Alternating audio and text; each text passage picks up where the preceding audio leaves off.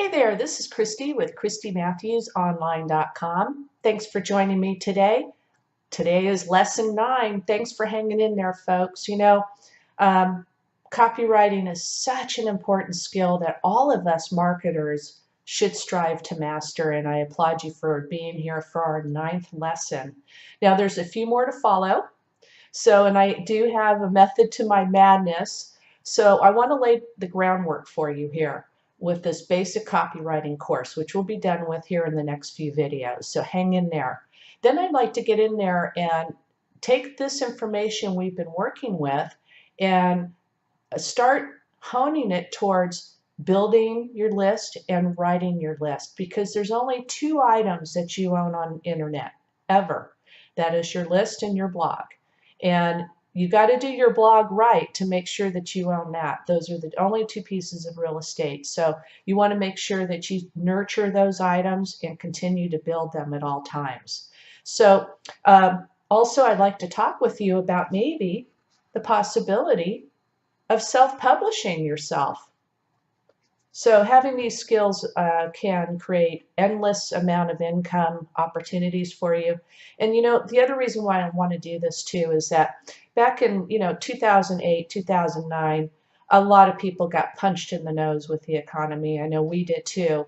And really what happened, the economy really changed in the 90s, but we got punched in the nose with it at the latter part of 2008. And a lot of people got displaced from their jobs. A lot of people just haven't gone back to work yet.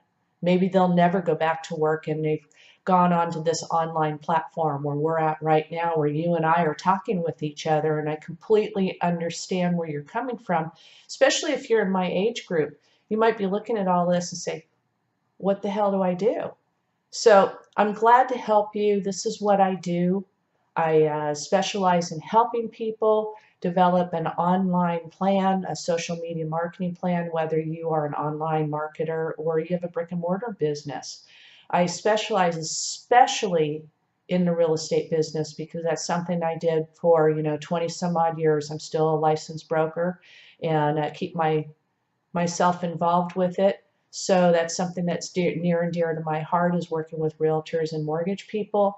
But I love working with anybody who is trying to build a small business. So anyway, without further ado, let's go ahead and jump into our 9th lesson, and we'll go on from there. So I'm going to jump over to my notes. See you in a minute. Here we are. Okay, so the last time we met, we talked about using a guarantee to higher profit. So remember, offering guarantees removes some risk from your buyer, and when you do that, somehow you just make more profits, right? Because you're removing the risk from the buyer. Then we talked about whether you should write long copy versus short copy, and today, like I mentioned earlier, we're going to talk about a short guide for writing good copy. So first, let's talk about style. Now, although it's a widely used term among writers, but for copywriting, style just doesn't work within the realm of the internet. You see, copy that establishes trust, authority, and builds relationships, authenticity, is usually what gets the buyers to come on out, and that's what is in high demand. It's the lack of style that makes it work. So writers who master the style of lacking style, for instance, is a sought after skill and something that you want to strive to develop and hone that skill in. So I know it sounds counterintuitive, but great content marketing is built on that exact premise. So clear communication is the key to effective copy. Your best copy needs to be crystal clear, and a sentence should contain no unnecessary words, okay? Don't, as Bill O'Reilly says, don't bloviate, right? So a paragraph, no unnecessary sentences. It's for the same reason that a drawing shouldn't have any unnecessary lines, or that a machine shouldn't have any unnecessary parts, right? Does that make sense? Okay, so this does not require that you, the writer, make all your sentences short and to the point so that there's no detail or any color in what you're talking about or just providing an outline. But you want every word to tell. You want it to matter. So let's talk about more about that. Make every word tell. So you want to strive to develop an effective online copywriting style that is not a style by telling. Okay, so I hope that makes sense. So here's a short list of a few things that have helped others along the way, and maybe they'll help you. I know that they helped me. So first of all, use common spelling. Okay, when you use abbreviations or you change the spelling of a known word into something else, for example, like tomorrow might be tomorrow. Don't do that, because what it does, it distracts the reader from your copy, and if you do too much of that, they may just leave altogether and you've lost them.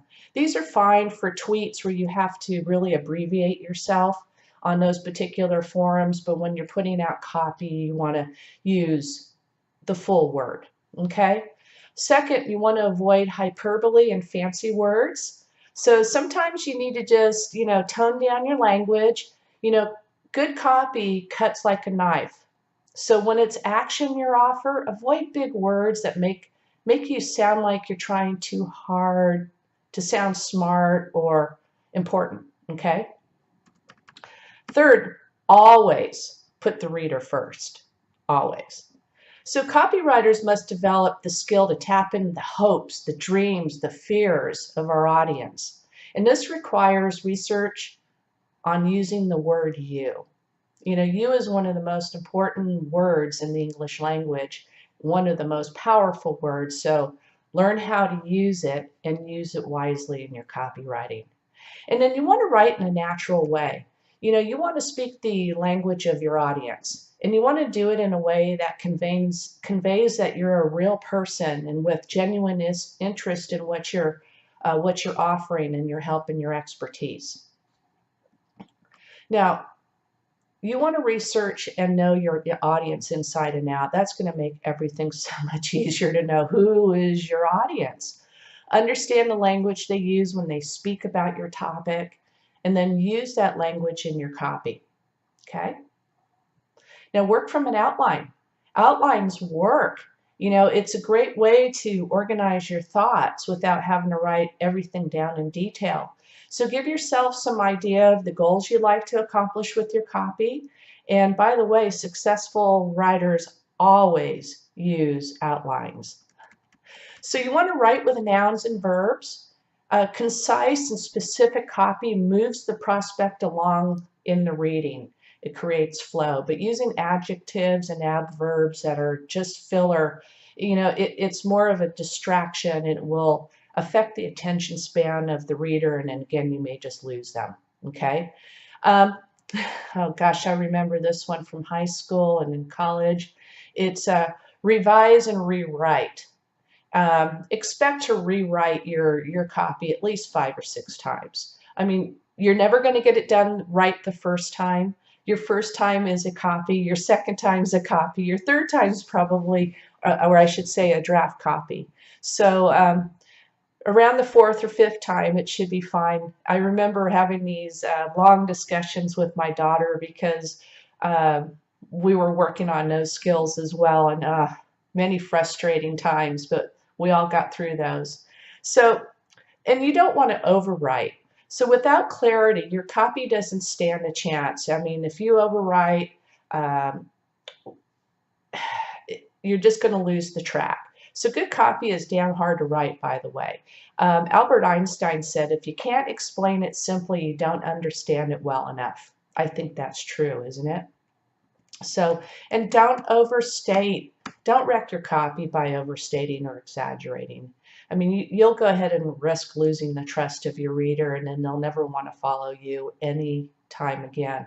I know I've run across this from a few vendors that are online. I've looked at their product and taken some of their trainings, and they've done some sleazy things. And now when I see their stuff, it's like, forget it. I won't even go near it. I won't even open up an email from somebody like that.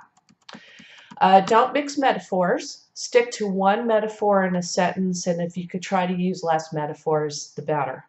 And simplify your language. Make every word tell. Delete the words that are unnecessary. They're only window dressing and fluff. And we have a big section coming up.